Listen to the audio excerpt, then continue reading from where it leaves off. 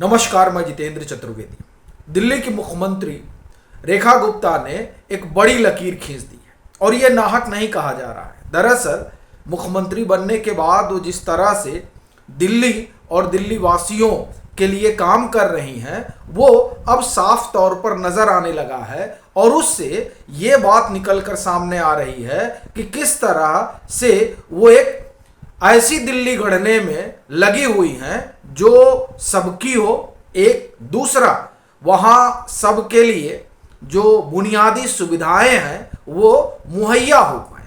और ये नाहक नहीं कहा जा रहा है। दरअसल जिस तरह से चीज़ें हो रही हैं उन्हें देखते हुए ये बात कही जा रही है और शुरुआत करते हैं उस क्रांति से जो दिल्ली की रेखा गुप्ता सरकार ने शुरू की है और वो क्रांति है स्वास्थ्य से जुड़ी हुई।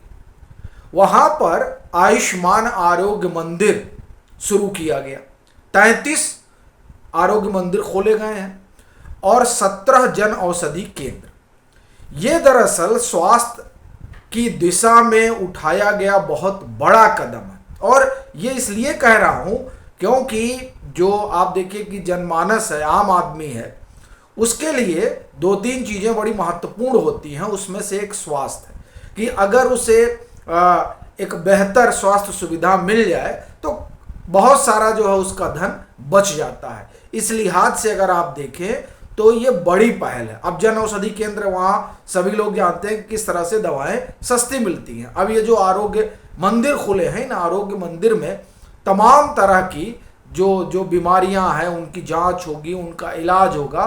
तो इस लिहाज से ये बड़ी पहल है। दूसरा, झुग्गी झोपड़ी को लेकर है।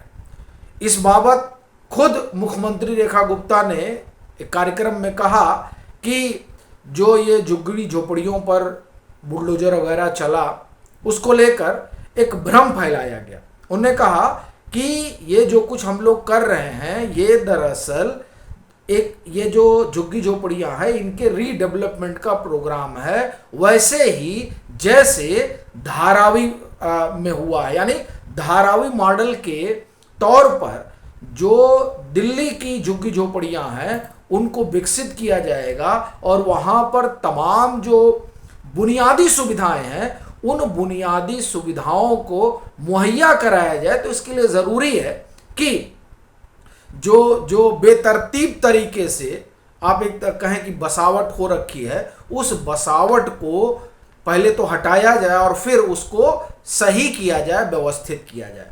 तो इस दिशा में जो है आप देखिए कि रेखा गुप्ता की सरकार काम कर रही है। ये अपने आप में बड़ी चीज़ है, क्योंकि यहाँ ये वोट बैंक की राजनीति के तहत काम नहीं कर रहे हैं। यहाँ ये इस तरीके से काम कर रहे हैं कि दिल्ली की जनता को सुविधा भी मिले और दिल्ली खूबसूरत भी हो जाए। जैसे ये जो रीडेवलपमेंट का कार्यक्रम है। अब जब बात हमने खूबसूरती की है तो देखिए एक कार्यक्रम में मुख्यमंत्री ने कहा कि भाई ये जो पोस्टर वगैरह सब लगा देते हैं तो इससे बचना चाहिए। और आप देखिए कि अभी चुनाव आएगा, जैसे वो जिस कार्यक्रम में बोल रही थी वो कार्यक्रम दरअसल ये आप कहें कि वहाँ वकील साहब वगैरह थे, जज साहब वगैरह थे, तो वहाँ उन्होंने बात कही कि हमें इन सब चीज़ों से बचना चाहिए। और देखिए वो उस मंच से दरअसल उन्होंने अपील सिर्फ एक आप कहें कि तबके तक सीमित नहीं रखी।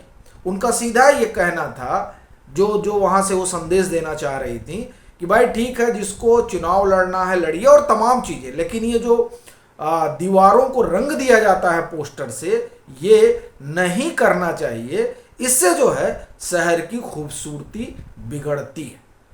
तो ये एक बड़ी चीज़ है। फिर इसी में देखिए एक बड़ी समस्या जो लंबे समय से दिल्ली के लिए रही है वो प्रदूषण। जब ठंड आता है तो दिल्ली चौक जाती है, पूरा गैस चैम्बर बन जाती है। और जब आम आदमी पार्टी की सरकार थी तो इसे लेकर खूब राजनीति भी होती थी।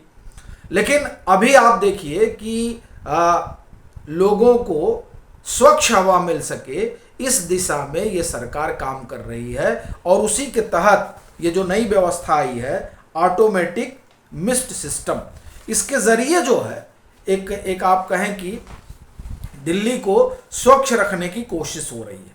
इसी तरीके से जब सरकार आई थी उसी समय गाड़ियों को लेकर भी एक नॉर्म्स जो है तय कर दिया गया था कि साहब इतने साल तक की पेट्रोल की गाड़ी और इतने साल तक की डीजल की गाड़ी अगर हो चुकी है तो आप जो है फिर दिल्ली में नहीं चला सकते। ये सब जो पहल है, ये पहल दरअसल दिल्ली देखिए देश की राजधानी है, तो इसलिए भी उसका बेहतर होना और उसका कायाकल्प होना ज़रूरी है। तो इस नज़र से आप देखें तो काम रेखा गुप्ता की सरकार कर रही है। अभी उन्होंने जो है इसकी दिल्ली जल बोर्ड की बैठक हुई। दिल्ली जल बोर्ड की बैठक में कई सारी चीज़ें हुई, जिसमें यह है कि सीवर वगैरह सही रहे, पानी की जो किल्लत हो जाती है उसकी आपूर्ति दुरुस्त की जाए ताकि लोगों को कोई समस्या ना हो। एक बड़ी चीज़ जो वहाँ पर हुआ वो यमुना सफाई को लेकर है।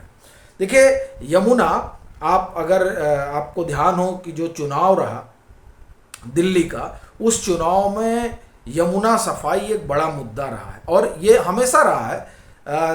जब आम आदमी पार्टी की सरकार थी तब भी ये मुद्दा रहा। उस समय बहुत सारा फंड आया, उस फंड का क्या हुआ उसको लेकर समय समय पर तमाम सवाल उठते रहे। लेकिन प्रश्न ये है कि मौजूदा सरकार क्या करने जा रही है यमुना सफाई को लेकर। चूंकि चुनाव के दरमियान खुद प्रधानमंत्री नरेंद्र मोदी ने कई वादे किए थे और उन्होंने कहा था कि जब सरकार हमारी आएगी भाजपा की तो हम यहाँ के लोगों के लिए काम करेंगे।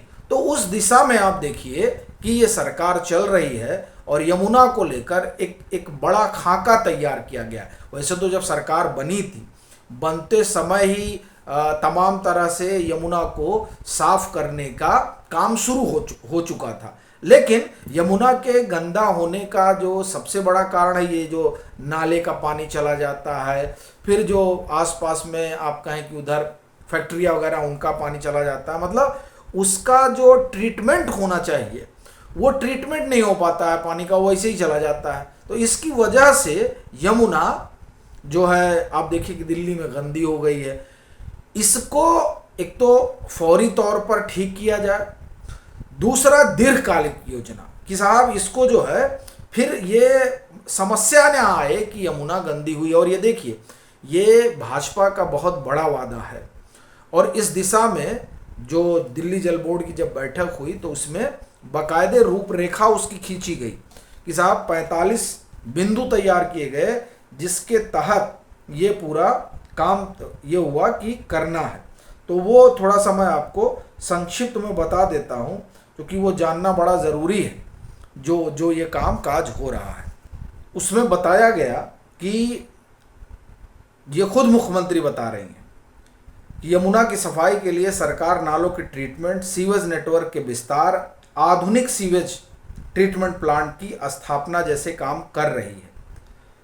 यमुना को प्रदूषण मुक्त करने के साथ साथ इकोसिस्टम को पुनर्जीवित करने की भी जो है तैयारी चल रही है ताकि ये जो दिल्ली है उस दिल्ली को और बेहतर बनाया जा सके। और ये 45 पॉइंट का एक्शन प्लान है यमुना को साफ करने के लिए। इसे चरणबद्ध तरीके से लागू किया जाएगा और इसमें उन्होंने कहा कि जो सबसे पहला कदम है वो यही कि हर नागरिक को पर्याप्त जल मुहैया कराया जा सके।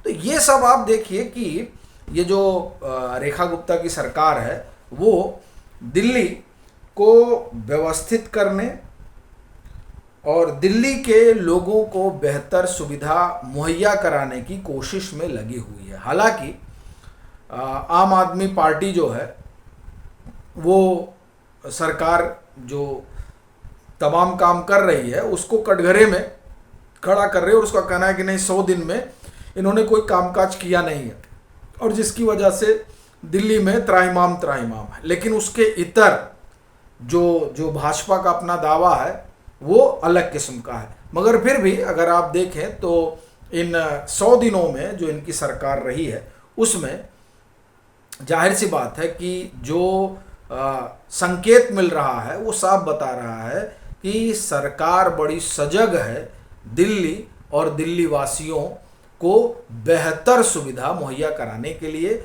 और इस दिशा में वो लोग काम कर रहे हैं। बाकी आपकी अपनी क्या राय है ज़रूर साझा करें। मतांतर से नहीं जुड़े हैं तो जुड़े, वीडियो को लाइक करें और खूब शेयर करें।